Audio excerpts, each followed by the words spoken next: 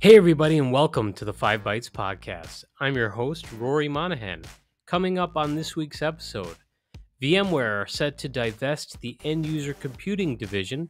The end of the Citrix user group community was abruptly announced last week, and I have a roundup of the Patch Tuesday news for December.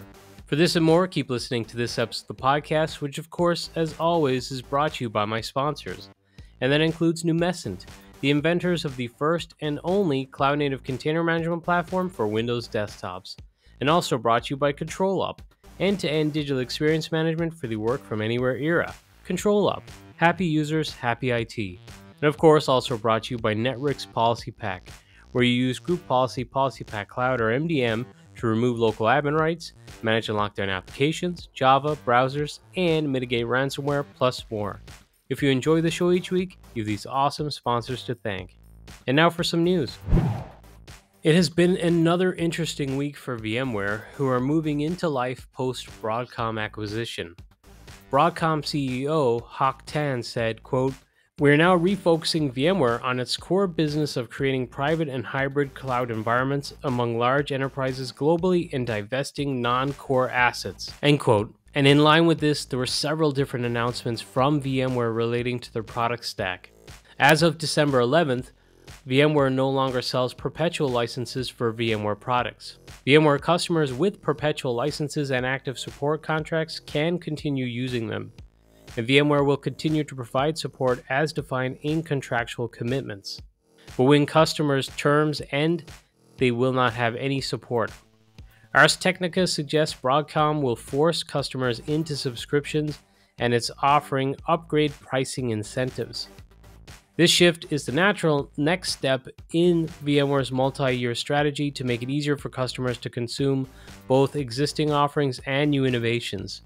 VMware believes that a subscription model supports their customers with the innovation and flexibility they need as they undertake their digital transformation, according to a blog post by VMware.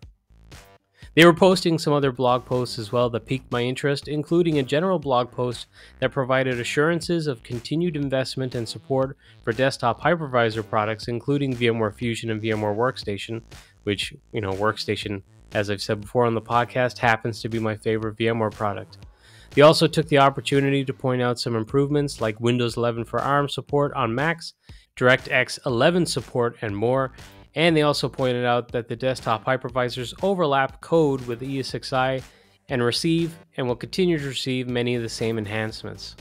While the hypervisors for desktops see continued development and support, there are some question marks over the end-user computing products, as a different blog post on VMware's site indicates an intent to divest the end-user computing division. This is something that has been speculated for some time, even before the acquisition was completed. The blog post and some of the EUC team's social media channels indicates positivity with the move and even a renewed vigor to grow the products. The blog post suggests the EUC division is financially strong with healthy growth and profitability. It also suggests the division have an innovation engine that continuously delivers market-leading solutions such as VMware Workspace ONE and Horizon, and their newly expanded EUC division covers all critical business functions from IT to customer support. And the EUC business is led by an experienced team with deep domain expertise. The blog post suggests VMware remains committed to both its existing customers and partners, and suggests the move will increase innovation and focus on the products, which does make sense if you consider VMware's bread and butter is the infrastructure side of things, not purely end-user computing, so the EUC division being spun off means they are not competing for attention and investment within an infrastructure-heavy organization. For the third week in a row on this podcast, I get to cite inside sources, but this time it is a direct source to me. On the face of this blog post, you could be forgiven for dismissing it as corporate spin. Of course, they would put a positive light on the announcement that they're divesting end-user computing.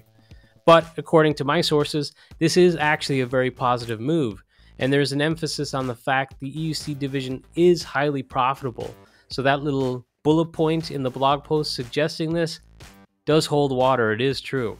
And there is a feeling that moving away from a larger, all-encompassing company where much of the focus is on that infrastructure side should benefit the end-user computing products, investment, and potentially even the support.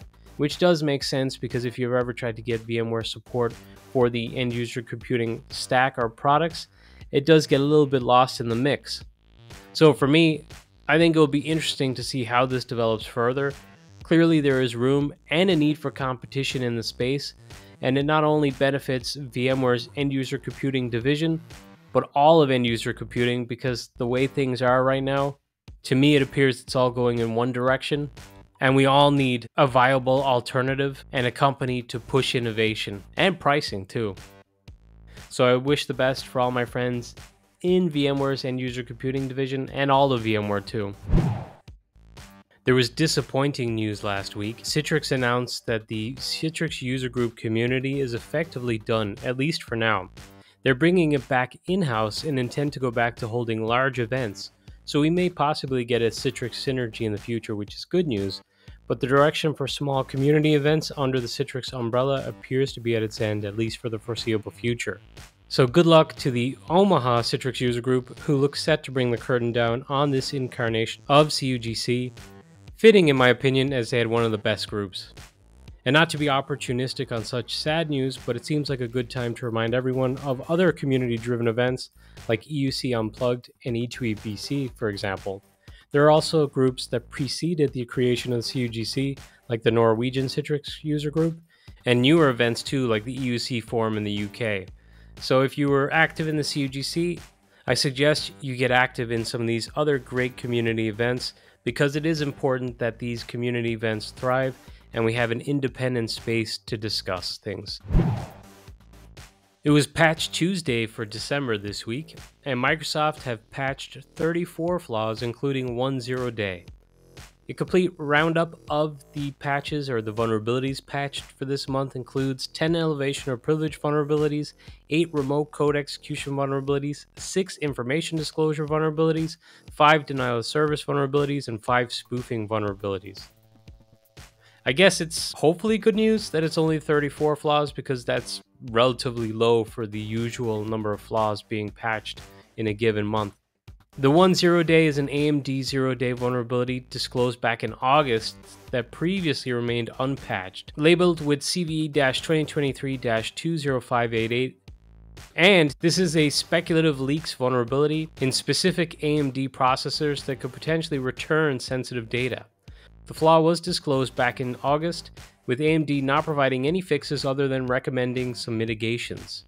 They said for affected products, AMD recommended following software development best practices, which seemed like a bit of a cop-out. They said developers could mitigate this issue by ensuring that no privileged data is used in division operations prior to changing privilege boundaries. AMD believes that the potential impact of this vulnerability is low because it requires local access. But as of this month's Patch Tuesday, Microsoft has released a security update that resolves this bug in impacted AMD processors. And as usual on Patch Tuesday, other vendors, such as the likes of Adobe and Apple and others, have also released their own patches for their various products. And it is possible that we discover news of issues with the Windows updates and patches over the coming week or two. Although if it follows last month's trend, maybe we don't, because we are getting very close to the holidays again, and last month there wasn't a whole lot of news about issues caused by Windows updates. There were some, but not as many as usual, so I guess we'll have to wait and see. Last Tuesday, Microsoft published an article stating full security support for Windows 10 will end on October 14th, 2025. But once again, they will be offering an extended security updates option for 3 years. Pricing for Windows 10 ESU has not been announced yet, but presumably it will follow other operating systems which incurred a price increase every year of that 3 years that you opt into the extended security updates. So there is like a levy or a tax for each year you procrastinate and don't move off the OS. So this is certainly a warning shot. 2025 is not far away. Usually it's about an 18-month turnaround for a Windows desktop OS migration. So it's time to really get serious about looking at alternatives. Similarly to how Microsoft offers Server 2012 R2 ESU for those moving workloads to Azure, Microsoft are offering Windows 10 ESU free of charge to those who opt to use Azure Virtual Desktop are Windows 365 cloud PCs, which, once again, in my opinion, is flying very close to the sun in terms of anti-competition. But regardless, if you're using Windows 10 as your primary operating system for desktops, now is the time to begin your migration planning. Apple have taken the rare step of backporting patches to older OSs for CVE-2023-42916 and 42917, which were discovered within the WebKit browser engine developed by Apple and used by the company's Safari web browser across its platforms, including macOS, iOS, and iPadOS. The vulnerabilities actively exploited zero-day flaws to older iPhones and some Apple Watch and Apple TV models. The company says the bugs are now also patched for iPhone 8 and later, iPad Pro all models, iPad Air 3rd generation and later, iPad 5th generation and later, and iPad Mini 5th generation and later, Apple TV HD and Apple TV 4K all models, and Apple Watch Series 4 and later. So if you notice some Apple updates, install them. Google says it identified and fixed a bug causing customer files added to Google Drive after April or May this year to disappear. This is a story that I covered on last week's episode. They claim that the issue only affected a limited subset of users using the desktop drive app version 84.0.0.0 through 84.0.4.0. While some users completed the Google recommended procedure to restore their files, they did get a warning that some files could not be recovered. So not all files seem to have been recovered, at least by all users. Those who continue to experience loss are recommended to contact Google support. In terms of issues encountered for a cloud storage service, this is probably as bad as it gets. The latest Windows 11 Cider preview brings some interesting changes, including the ability to undock Copilot so you can use it as a standalone window. Notepad is getting a character count.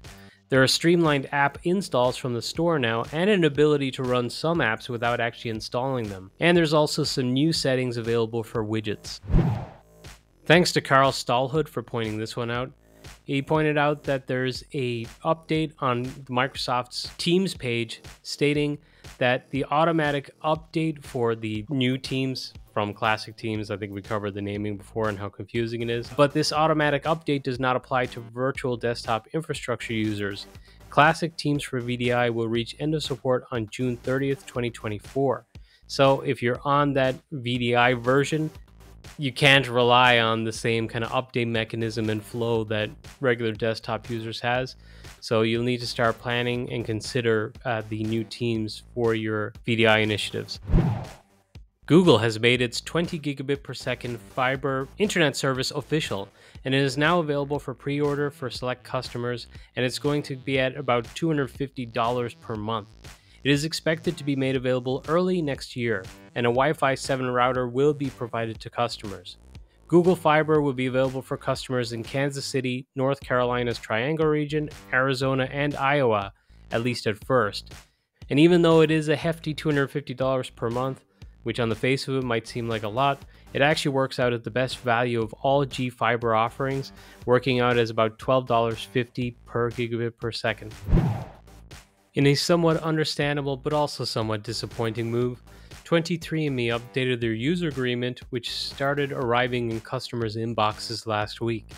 The new terms contain stronger language to prevent a party from bringing a class action lawsuit against 23andMe. It stated, quote, "To the fullest extent allowed by applicable law, you and we agree that each party may bring disputes against the other party only in an individual capacity and not as a class action or collective action or class arbitration."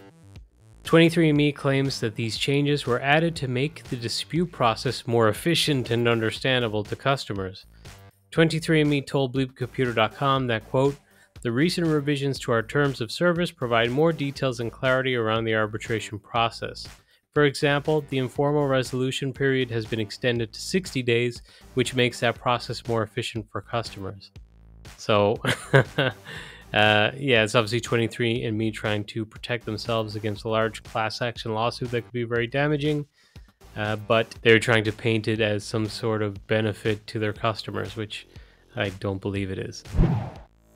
Tom Arbuthnot shared an interesting point on Teams that states, starting January, the Chrome browser will begin gradually rolling out privacy sandboxing, which greatly impacts Microsoft Teams users using Chrome. Microsoft's recommendation is for users to use the full desktop app. Teams web app will display a banner and require users to click it every 24 hours to remain signed in. Embedded experiences such as apps may no longer work. And when this happens, users will have the option of opening the embedded experience in a separate browser tab. Other affected experiences include Teams Chat in the Outlook web app and Dynamics 365 and the Share to Teams option in Outlook.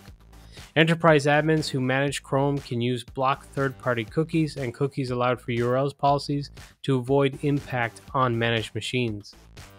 So heads up, if you use Chrome, you may start to experience this type of behavior when the sandboxing feature is delivered. This week, the video game world went crazy over a game called The Day Before, as the game was finally revealed 2 years after its initial trailer was released. And unfortunately, it looked nothing like the trailer that was released 2 years ago. But not to be outdone and more enterprise related, Google has been caught in a little bit of controversy themselves for a video that they released about a week ago showing their AI offering called Gemini, that is a multimodal AI service that looks set to compete with GPT-4. It can take input as text, video, images, etc., and the video that they released, the trailer if you will, makes it look incredible. In fact, it looks far more advanced than anything currently on the market. But they included a disclaimer that said, for the purposes of this demo, latency has been reduced and Gemini's outputs have been shortened for brevity. They also had another video that showed how it was made, and the prompting to the AI was not quite as impressive as what they had showed in their trailer. CNBC reports that internally, some at Google were concerned about the video's accuracy. Some employees argue that it paints an unrealistic picture of Gemini's ease of use, with one employee telling Bloomberg that most individuals familiar with large language models are cautious about marketing hype. Which I think the cat is already out of the bag on this one, because the marketing hype around AI is massive. I mean, I was at the IOCS event in Las Vegas last week, and AI was all over the place, even by vendors who have products that are not even really AI related. They had 1 or 2 AI related features being highlighted at their booths or in their content. My buddy Tim Mangan had a great session at App Manage event in October, talking about the problem of applications that rely on legacy platforms, runtimes, and frameworks, such as applications dependent on old versions of .NET Framework or Visual C++ redistributable versions.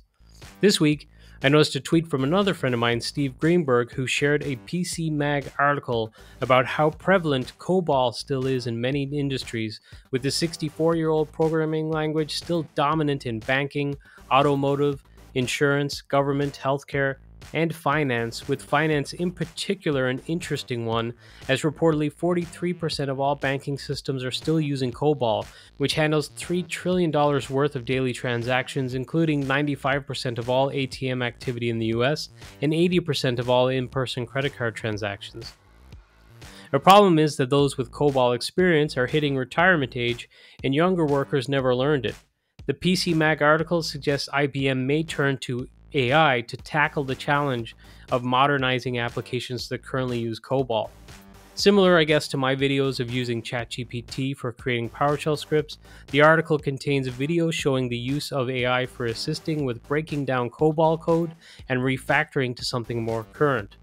The article suggests it doesn't get you all of the way there, it is about 80 to 90% effective in the way that it works, which also, in my opinion, sounds pretty similar to my own experience and success rate with ChatGPT for PowerShell. So it gets you most of the way there, but you do need to have an underlying understanding of the language in order to fix the other 20 or 10%.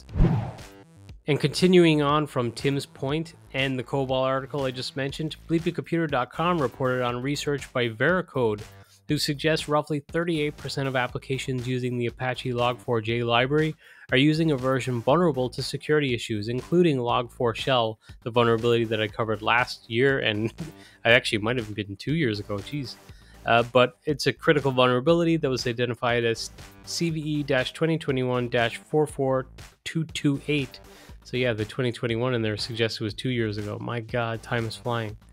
But that one, if you can't remember, carried a maximum severity rating, and it was a big issue as a lot of products use the Log4Shell or Log4j library for their own internal logging purposes. And according to Vericode's findings, 79% of developers opt never to update third-party libraries after their initial inclusion in their codebase to avoid breaking their functionality.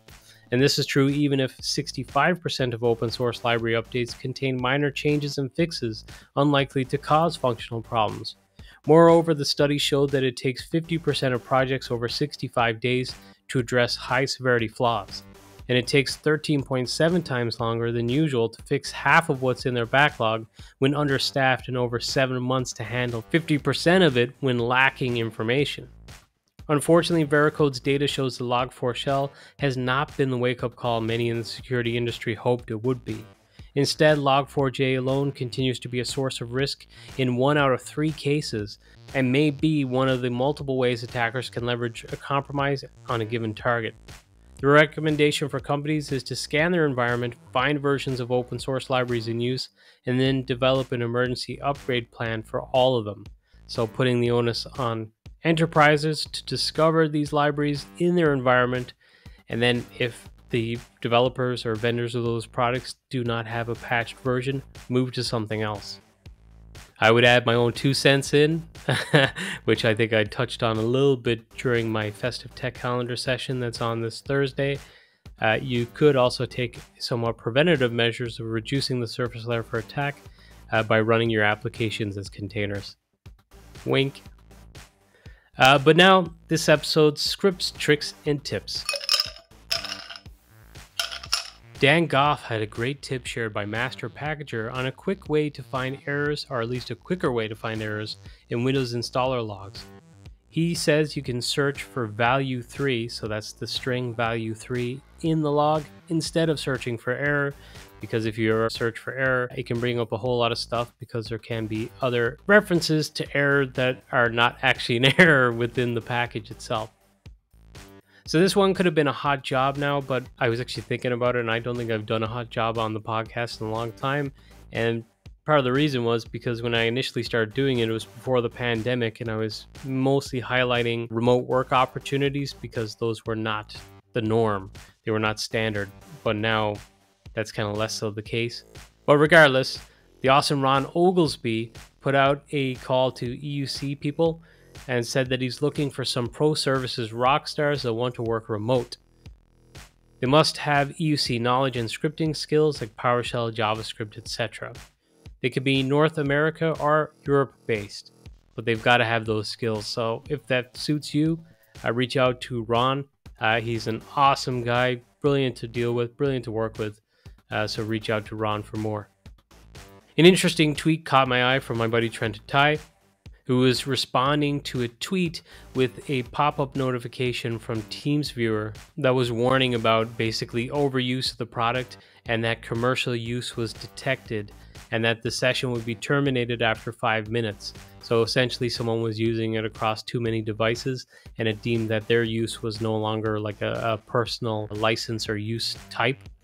And Trent pointed out that Control Up Edge DX is available for up to 50 users, so if you'd like a license of Edge to provide remote support and get to those machines of yours, consider Edge DX.